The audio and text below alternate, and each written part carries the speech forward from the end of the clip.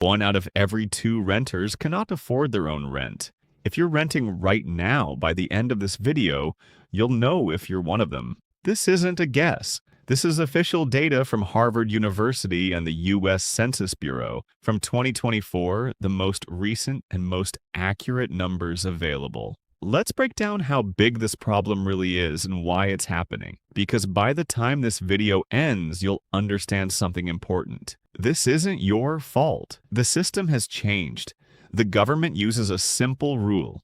If someone spends more than 30% of their income on rent alone, they're called cost-burdened. In plain English, that means rent is so high there's barely anything left for everything else. In 2024, 23.2 million renter households fell into this category. That's the 4th year in a row this number has hit a record high. It keeps climbing every single year. It never goes down. Think about it. Your salary went up this year. You thought you'd finally save a little extra, but rent went up just as much, and in the end, your bank account looked exactly the same. Now here's the part that's actually shocking. Millions of these people aren't just paying 30%. They're spending more than 50% of their income on rent alone. There's actually a term for this. It's called severely cost-burdened. That means more than half your paycheck is going toward one single thing. Just rent. So why is this happening all of a sudden? The answer is simple. It's the gap between rent and wages. Between 2019 and 2024, average rent for renters went up 38%. But during that same time, income only went up 28%. That means rent is rising far faster than paychecks. You're earning more, but you're still falling behind. And there's one state where this number is so high you won't believe it. I'll tell you which one in a moment. But first, understand this. This isn't just a problem in one city or one state. In Florida, 60% of renters are cost-burdened. In Nevada, it's 57%. In California, 55%.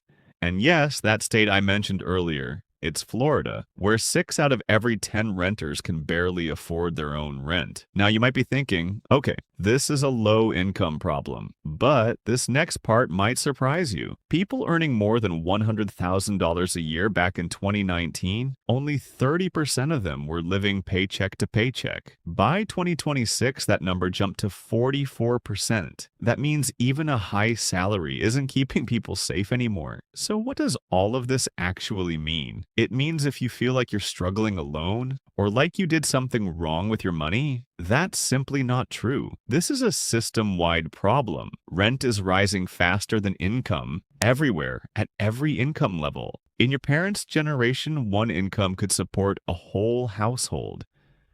Today, even with 2 incomes, rent has become the biggest financial burden most families carry.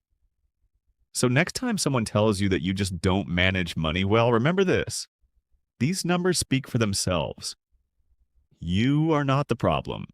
The system is the problem, and it's changed faster than a normal paycheck can keep up with. Now tell me in the comments, what percentage of your income goes toward rent right now? If that number is above 30%, you are not alone. And now you have the real data to back up what you already knew. If you have friends who rent and think this is just their personal problem, send them this video. And if this video actually helped you, subscribe. Because next time, we're breaking down how healthcare costs are quietly doing the exact same thing to people's wallets.